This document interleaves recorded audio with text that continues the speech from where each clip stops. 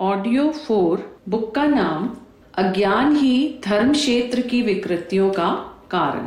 धर्म धारणा जहां भी बलवती होगी वहां नैष्ठिक नागरिकता, अनुशासित सामाजिकता, चारित्रिक संयमशीलता, व्यवहारिक सज्जनता के वे सभी चिन्ह प्रकट होंगे जिन्हें मानवीय गरिमा के रूप में सुना समझा जाता रहा है। श्रेष्ठताओं का समुच्चय ही धर्म है। इसी की उपयोगिता जब जन जन ने देखी परखी थी तब उसे सर्वोच्च सम्मान किया गया था। हर किसी को इस आप्त वचन पर दृढ़ विश्वास था कि धर्म की रक्षा करने से ही अपनी रक्षा होती है और मारने वाले को वह उलटकर मार ही डालती है।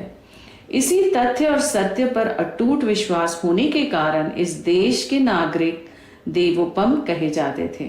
उनकी गणना 33 कोटि देवताओं में की जाती थी और जिस पर वे निवास करते थे वह धरती स्वर्ग तपी गरीयसी गिनी जाती थी। कारण स्पष्ट है। उच्च स्तरीय दृष्टिकोण अपनाकर आदर्शवादी जीवन जीने वालों की गतिविधियां ऐसी ही हो सकती हैं जो अपने लिए तथा अनन्य सभी के लिए समुचित मनस्थिति एवं परिस्थिति का चिरस्थायी निर्धारण कर सके। ऐसा उत्कृष्ट वातावरण बनाना और व्यक्तित्व में प्रतिभा प्रखरता भर देना उसी तत्व दर्शन एवं अनुशासन का कार्य है जिसे धर्म कहते हैं। सद्भाव, संवेदन, संस्कारवान चिंतन, व्यक्तित्व उन्नयन, समग्र प्रगति, अर्थ संतुलन जैसे व्यक्ति और समाज से संबंधित अनेकानेक क्षेत्रों पर धर्म धारणा का असाधारण प्रभाव देखा जा सकता है।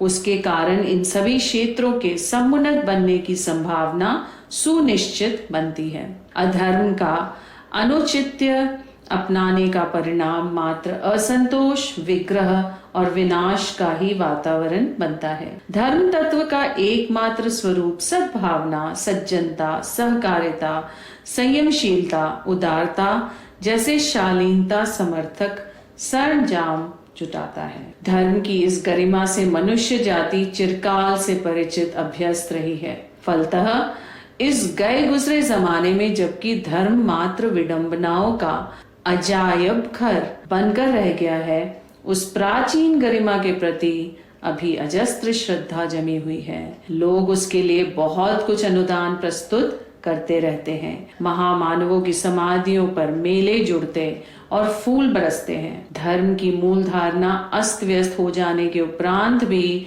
उसके मजार पर जितनी श्रद्धा बरसती है उसे देखकर अनुमान लगाया जा सकता है कि जब वह जीवंत रहा होगा तो कितनी बड़ी गौरव गरिमा का केंद्र रहा होगा। भारत को ही ले लें। यहाँ दिवालियों का, तीर्थयात्रों का, कर्म कांडों का, सोमवत अमावस्या से लेकर कुंभ जैसे छोटे बड़े पर्वों का खर्चा जोड़ा जाए तो वह सरकार द्वारा वसूल किए जाने वाले राजस्व से कहीं अधिक बैठता है।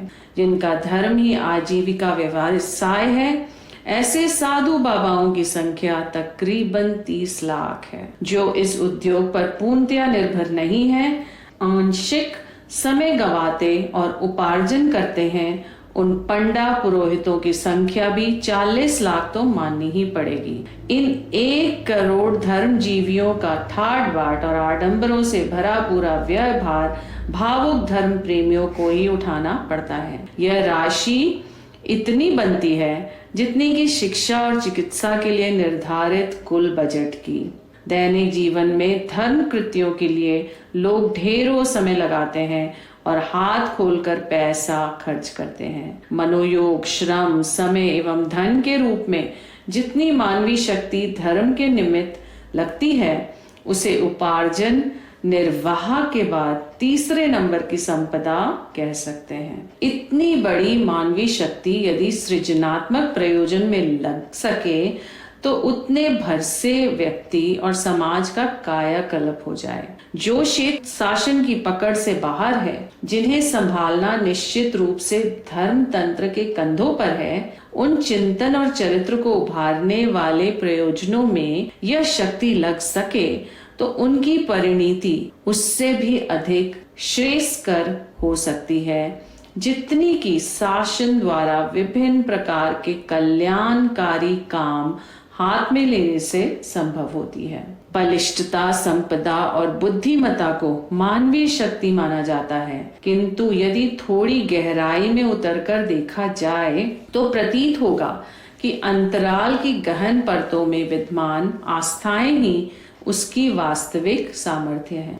उत्थान और पतन के लिए पूरी तरह वही जिम्मेदार है। व्यक्ति की महानता और राष्ट्र की सर्वोत्मुखी समर्थता उसी के आधार पर विकसित होती है। यहाँ एक तथ्य और भी समझ लेना चाहिए कि इस शक्ति स्रोत को उभारने और दिशा देने का कार्य मात्र धर्म ही करता रहा है, भविष्य में भी वही करेगा। यहाँ धर्म तत्व से तात्पर्य आस्थाओं को उत्कृष्टता के साथ जोड़े रहने वाली उच्च स्तरीय अंतः प्रेरणा से। आज के संप्रदायवाद को तो उसकी छाया या विकृति ही कह सकते हैं। शासन की विकृतियों को सुधारने के लिए जन आंदोलन उभरते रहते हैं। अर्थ संतुलन के लिए भी व्यक्तिगत और सामूहिक पुरुषार्थ तत्पर देखा जाता है। निर्वाह, विनोद, सुविधा साधन, शिक्षा, चिकित्सा जैसे प्रसंगों में उत्साह और प्रयत्न संलग्न देखा जाता है। इसे दुर्भाग्य ही कहना चाहिए कि धर्म तंत्र जैसी मानवीय गरिमा के मेरुदंड को इस बुरी तरह उपेक्षित एवं विकृत स्थिति में रहने दिया जा रहा है, जिसमें वह जन साधारण में भ्रांतियां उत्पन्न करने और निहित स्वार्थों का निमित्त भर रहने के अतिरिक्त और कुछ भी कर नहीं सक रहा। अराजकता सहन नहीं की जा सकती। दुर्भिक्ष, महामारी, दुर्घटना जैसी आपत्तियों से जूझने के लिए पुरुषार्थ उभरता है। फिर क्या कारण है कि धर्म रूपी अमृत को विष की भूमिका बनने के निमित्त विकृतियों के गर्त में गिराया या गिरा रहने दिया जाए?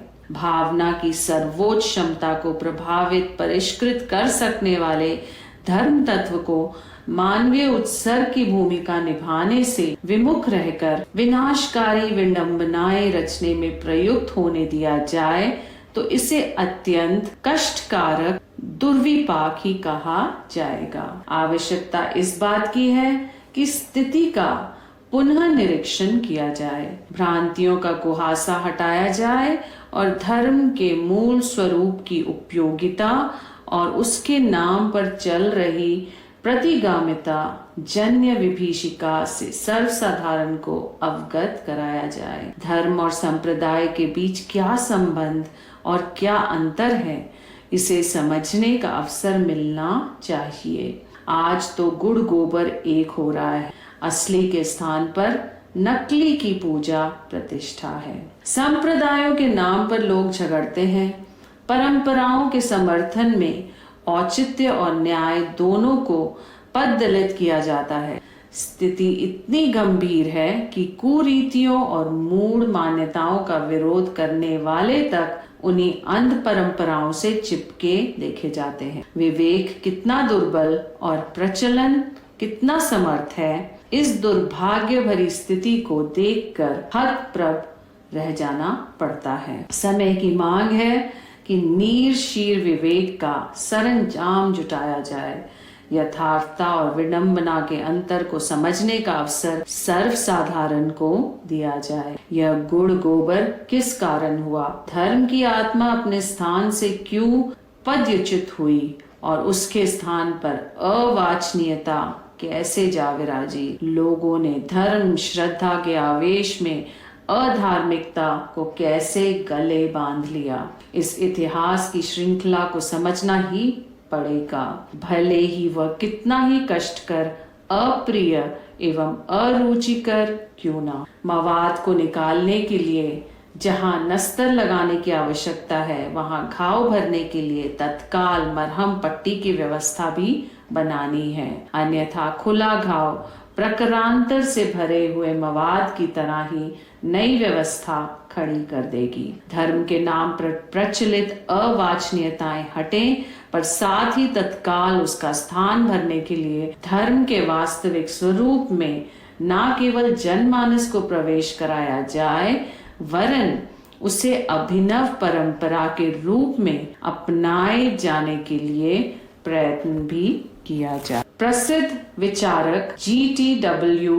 पैट्रिक अपनी पुस्तक इंट्रोडक्शन टू फिलॉसफी में लिखते हैं कि अधिकांश व्यक्ति धर्म का नाम लेते ही मंदिरों, मस्जिदों, गुरुद्वारों, गिरजाघरों, प्रार्थनाओं आदि का स्मरण करते हैं तथा धार्मिक क्रिया कृतियों को ही धर्म का स्वरूप मान लेते हैं, जबकि वे धर्म नहीं मात्र कलेवर हैं। धर्म के प्रति आस्था की अभिव्यक्ति के माध्यम भर हैं, पर कितने ही व्यक्ति ऐसे भी हो सकते हैं जिनका विश्वास इन चीजों में बहिरंग उत्पादनों पर ना हो, जबकि वे पूर्णतः धार्मिक हो सकते हैं। उनका आचरण धर्म का उनमें सन्निहित आदर्शों को स्वयं व्यक्त करता